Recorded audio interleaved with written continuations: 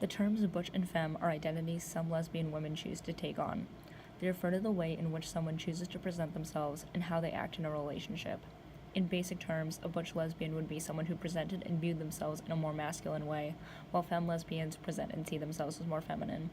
The words have shifted meaning throughout the decades, and as attitudes within and outside of the community changed, so did these identities. The butch-femme dynamic in lesbian relationships came about in the 1940s as both an identifier for those in the community and as a form of protection. Butch women could often pass as male, so things like public exposure or undercover police officers that lesbians at this time had to worry about were less of a threat. These roles defined the lesbian community into the 1960s. Many saw them as innate identities, but in reality, these roles could be fluid. Butches and femmes would often switch how they identified based on who they were interested in. From the 40s through the 60s, it was nearly impossible to be in the community and not be affected by these roles. Most lesbians identified as either one or the other, and they were a vital part to knowing your social roles and how to behave. The 1970s brought about a dramatic shift in the way lesbians saw themselves and how they were perceived by other groups. During second wave feminism, liberal lesbians started critiquing the butch-femme relationship model.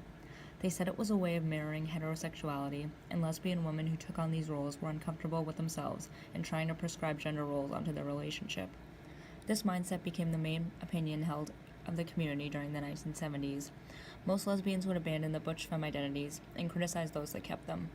Butch women especially were exiled, as this new way of thinking viewed them as women trying to be men, and liberal lesbians said that as lesbians, they were not attracted to men, thereby not attracted to butches. After almost a complete wipeout of the terms in the 70s, the late 80s and 90s did see a reemergence. However, the words were changed fairly drastically.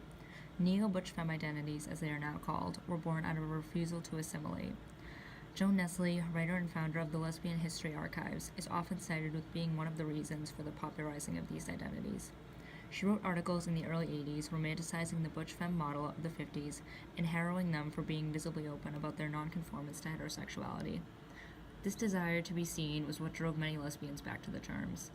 Many were fed up with the one-woman image the 70s was trying to create, and the idea of fighting back against a heteronormative culture through gender expression was very appealing for many lesbians at the time. The neo-butch femme roles of the 80s and 90s were much more loose, a trend we still see today with these identities. Now those who identify as butch and femme are not always in a relationship with their counterpart, and most people view the terms as something that can change from person to person. Modern critics say many lesbians today don't know their history and are ignoring what it really means to be butch or femme, instead using the words just as a tool to describe fashion choices.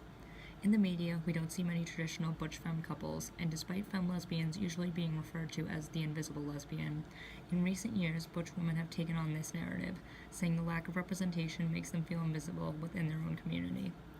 Despite what some consider to be the watering down of these terms, butch and femme identities are still very visible in the lesbian community today, and for some remain a vital part to how they understand themselves and their attraction to women.